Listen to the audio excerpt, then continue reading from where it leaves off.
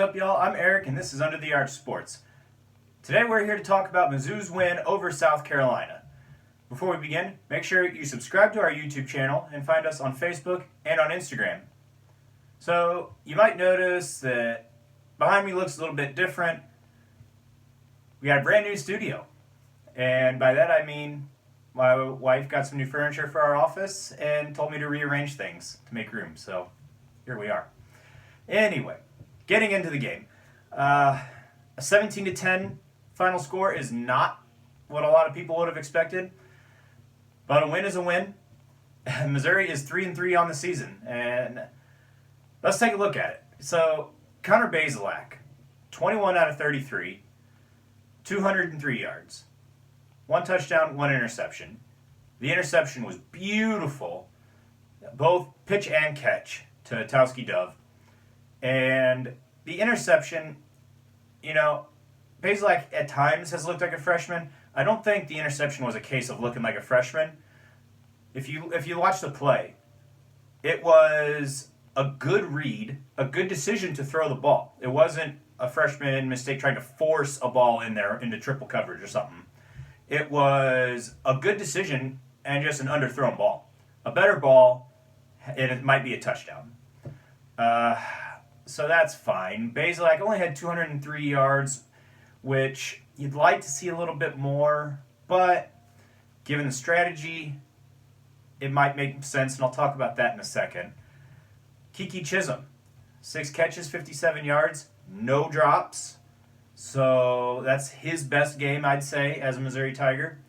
Damon Hazelton was not targeted that I can recall. I don't know that he even played. And if he didn't, it's tough to argue with, given his on-the-field performance, to just be honest. We did have a Jeremy Macklin sighting. Jay Macklin. That won't be the last time that happens, I'm sure. Jay Macklin, the freshman, had his first career catch. Just a little 5-yarder. And there were plenty of those to go around. And that's part of why Bazelak's total yardage was not overly impressive. A lot of short game, taking what's right in front of you. And, part of that is the lack of explosiveness out of the wide receiving corps. They aren't playmakers. And part of that is the strategy, which I talked about. Given the South Carolina offense and their ineptitude, there was no reason to take any more shots down the field than necessary. Why risk it? That's increasing the chances of a turnover, and it increases the chances of an incompletion and having to punt the ball away. So just holding on to the ball, being nice and safe, that's the way to go against Carolina the way they looked offensively to begin the game. Now, last thing with the offense, Larry Roundtree III. He only had 58 yards, but that was enough to make him Missouri's leading all-time rusher, not named Brad Smith. He is the all-time leading rusher among running backs in Missouri football history. So congratulations to him. Now, like I said, 17 points is not an impressive number, but that is, I think, partially due to 3 weeks of not playing. This is the first game Missouri's played since Halloween, due to offensive line shuffling around.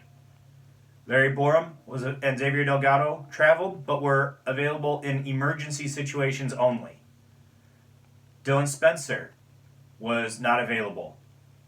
And so you're looking at 2 starters who are not in there, and left guard, you're playing really a third stringer. So having Bazelak doing 7-step drops, waiting to try and throw the ball 35 yards down the field, probably not the best idea. Now, South Carolina's offense was just terrible. Colin Hill he wasn't getting it done. They brought in Luke Doty, the freshman, and that woke the offense up because he's more mobile. He's able to create on his own in a way that Colin Hill just can't. So the way he performed, they might have a quarterback controversy coming. Kevin Harris, 16 carries, 58 yards. That is beautifully done by the Missouri defense. We mentioned that in our preview video, that if you can slow him down, you're going to have a hard... South Carolina's offense going to have a hard time doing anything well. And they did. Part of that is Nick Bolton, who had 14 tackles, which, Nick Bolton doing Nick Bolton things. It's crazy. And, a shout out to David Gibbs. He's a secondary coach who became acting defensive coordinator as Ryan Walters, the defensive coordinator, was in quarantine due to contact tracing for COVID. He did not travel. 10 points in it for an acting defensive coordinator is great anytime he can get it.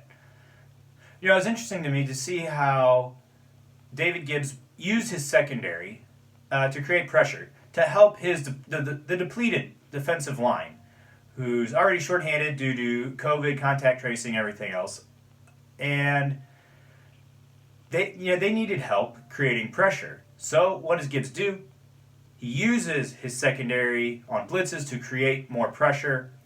And as Rakestraw had a sack, Martez Manuel had 1.5 sacks. Devin Nicholson helped out and got a half sack on one of those. So 3 sacks for the Missouri defense, which is sorely needed, and all involved members of the secondary, which I think is something to watch going forward. Now, what do you make of this game? 3-3 in the conference. That's better than a lot of people would have said. 7 penalties, 77 yards, less than ideal. The 301 yards of offense, that's less than ideal, especially against South Carolina's defense, but part of that is the strategy I talked about of being conservative. Make sure you don't shoot yourself in the foot, similar to how Missouri did against Kentucky.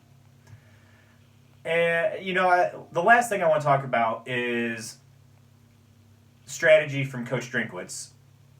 It was interesting to see him being so conservative.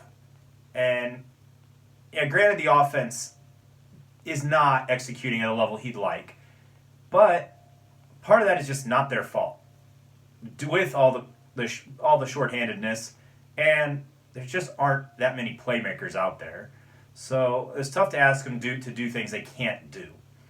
But then also with the 4th down inside the 40-yard line that preceded South Carolina's final drive at the end of the game, I don't think anybody was expecting a punt. And the reason is because for a collegiate punter, downing the ball inside the 5 or even 10-yard line can be a challenge. But shout out to Grant McInnes, who downed one at the 1 earlier in the game, and then right before this final drive, downed it perfectly at the 1-yard line. If you have a punter who can do that, that changes everything, and it completely justifies Coach Drink's decision to punt the ball instead of going for it on that 4th down. A lot of times you're assuming your punter's going to put it in the end zone. They're going to start at the 20, and then you're talking like 15 yards net field position. So it's worth it to try it. But if you're going to down it at the 1-yard line, that is totally different. So congratulations to McInnes. Well done on both of those punts there. Anyway, that is all I've got for Mizzou's 17-10 win over South Carolina. They will celebrate Thanksgiving and then welcome Barry Odom back to town as Arkansas will be the next team up in the Battle Line rivalry. Be sure to check out our preview video later in the week. Thanks for watching. We'll see you next time.